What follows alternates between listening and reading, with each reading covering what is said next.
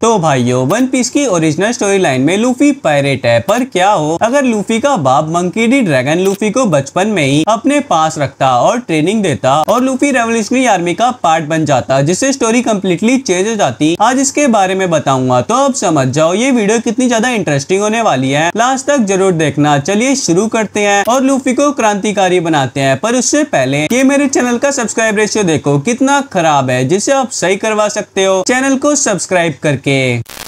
तो बात ऐसी है, लूफी ने 7 साल की एज में अपने डेल फ्रूट हितोनोमी मॉडल निका को खा लिया होता है, जिसके बाद गार्प इसे ददान के पास लेके जाता है और लूफी फिर एस और साबू के साथ रहता है गोवा किंगडम में। पर इसी टाइम पे ग्रेट टर्मिनल इंसिडेंट होता है, जिसमें साबू को लगता है एस और लूफी मर गए। तो ये ग्रेट टर्मिनल इंसिडेंट के बाद सी में सेल करता है, पर सेलेस्टियल ड्रैगन साबू की शिप को डुबा देते हैं। और वहीं ड्रैगन को जब पता चलता है वर्ल्ड गवर्नमेंट एक डेल फ्रूट को सीक्रेटली लेके जा रही है, पर वर्ल्ड गवर्नमेंट की शिप पे शैंक्स ने अटैक करके वो डेल फ्रूट ले लिया, जिसे फिर उसका बेटा लूफी खा लेता है। तो ड्रैगन समझ जाता है वो डेल फ्रूट पक्का लेजेंडरी डेल फ्रूट है, जिसके जरिए ये वर्ल्ड गवर्नमेंट को खत्म कर सकता है। तो ड्रैगन गोवा किंगडम में जा रहा होता है लूफी को देखने। तो ड्रैगन को रास्ते में साबू दिखता है, जिसे ये सेव करता है और फिर ददान के पास जाता है। तो गार्प के नहीं होने पे ददान लूफी पे ध्यान नहीं देती और लूफी को छोड़ देती है उसकी हालत पे। तो ड्रैगन ये देखने के बाद सोचता है अगर लूफी ऐसे ही जिंदगी जिएगा तो इसके साथ भी साबू जैसा कुछ हो सकता है। इसलिए ड्रैगन ये डिसाइड करता है कि ये लूफी को अपने साथ लेके जाएगा।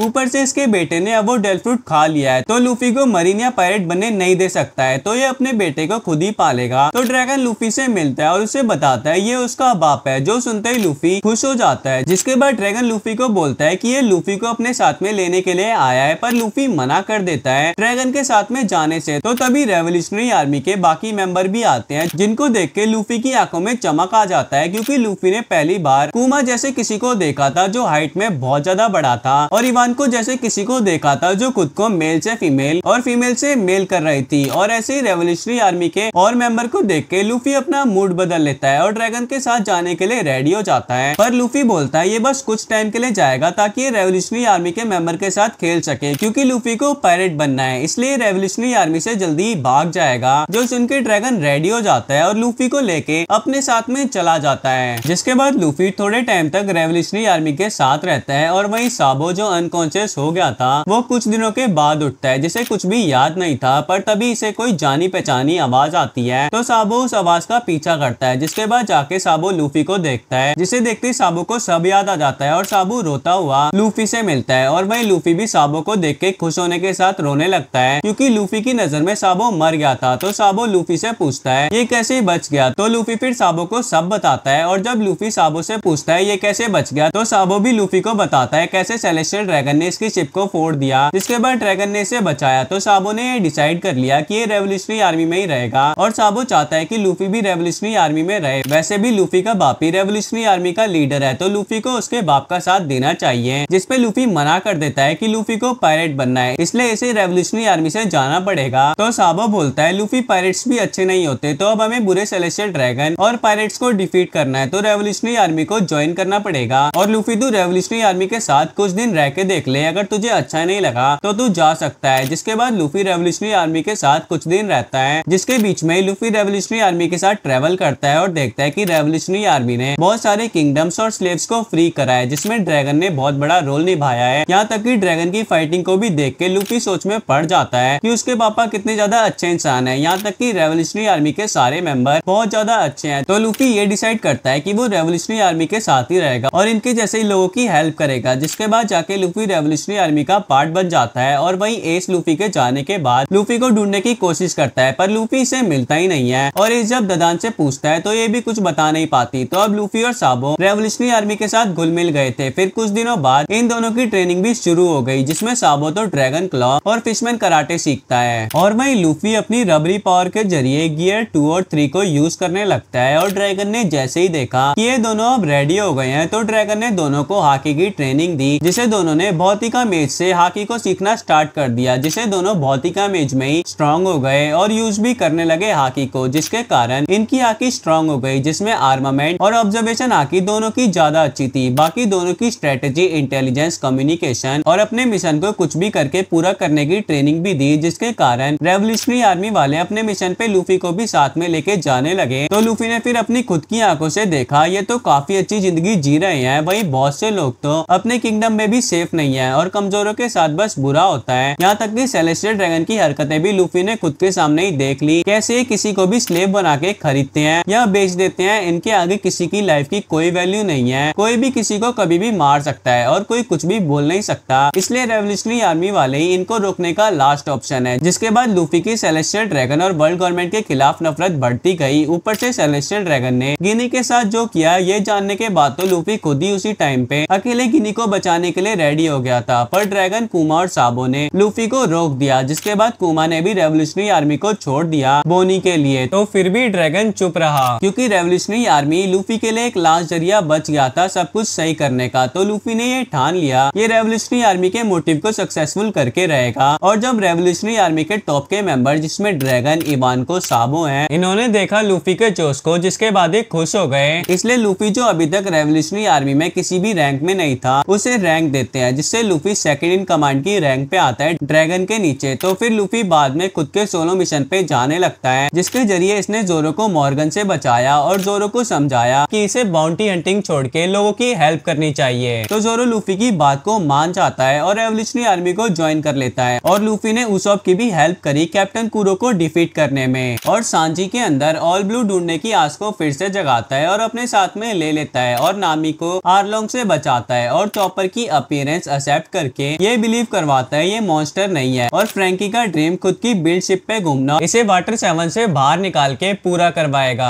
और निको रॉबिन को स्पेंडम से बचा के वर्ल्ड गवर्नमेंट के खिलाफ वॉर डिक्लेयर कर दिया और ब्रुक के कर्ज को एक्सेप्ट करके लूफी ने इन सबको रेवोल्यूशनरी आर्मी में लेके आया और अपने अंदर कमांड में रख लिया, जिसके कारण रेवोल्यूशनरी आर्मी की स्ट्रेंथ बहुत ज्यादा बढ़ गई और अब स्ट्रॉन्ग फाइटर से लेके शेफ, डॉक्टर, म्यूजिशियन, आर्कियोलॉजिस्ट और नेविगेटर अब रेवोल्यूशनरी आर्मी का पार्ट है। बाकी जहाँ से भी लूफी इन्हें लेके आया था किंगडम या आइलैंड, उस जगह को रेवोल्यूशनरी आर्मी ने फ्री करवा दिया, जिसके कारण वर्ल्ड गवर्नमेंट की नजर भी लूफी के ऊपर थी। यहाँ तक कि पूरे वर्ल्ड को पता लग गया था लूफी जो अब रेवोल्यूशनरी आर्मी का सेकंड इन कमांड है उसने वर्ल्ड गवर्नमेंट की नाक में दम कर दिया है। तो सबको लगने लगता है अब कुछ होने वाला है और होता भी है। पर उससे पहले मैं ये बता दूं हम वेडनेसडे और संडे को लाइव स्ट्रीम आते हैं 8 बजे, तो आप लोग भी लाइव स्ट्रीम को ज्वाइन कर लिया करो, साथ में मजे करेंगे। बाकी अब पुमा जिसने रेवोल्यूशनरी आर्मी को छोड़ दिया था उसे वेगा पंक ने ऑलमोस्ट साइबॉर्ग में बदल दिया था। तो वर्ल्ड गवर्नमेंट ने पुमा को ही मिशन दिया लूफी और उसके साथियों को ठिकाने लगाने का, नहीं तो ये बोनी को मार देंगे। तो कुमा को मजबूरी में साबा उडी पे जब रेवोल्यूशनरी आर्मी लूफी की हेल्प से अपना बेस बना रही होती है अटैक कर देता है। बाकी एक बात जब थ्रिलर बार्क हुआ था तो वहाँ पे कुमा नहीं आया था क्योंकि इसे खुद को लूफी के सामने नहीं दिखाना था, पर साबा उडी के टाइम पे वर्ल्ड गवर्नमेंट की धमकी के कारण कुमा को जाना पड़ता है। जिसके बाद जब लूफी देखता है ये कुमा के साथ वर्ल्ड गवर्नमेंट ने क्या कर दिया है तो ये कुमा की ये हालत देख के रोने लगता है। ऊपर से कुमा इसके साथियों को इससे अलग कर रहा होता है। तो अब लूफी ने ठान लिया कि ये वर्ल्ड गवर्नमेंट को नहीं छोड़ेगा। बाकी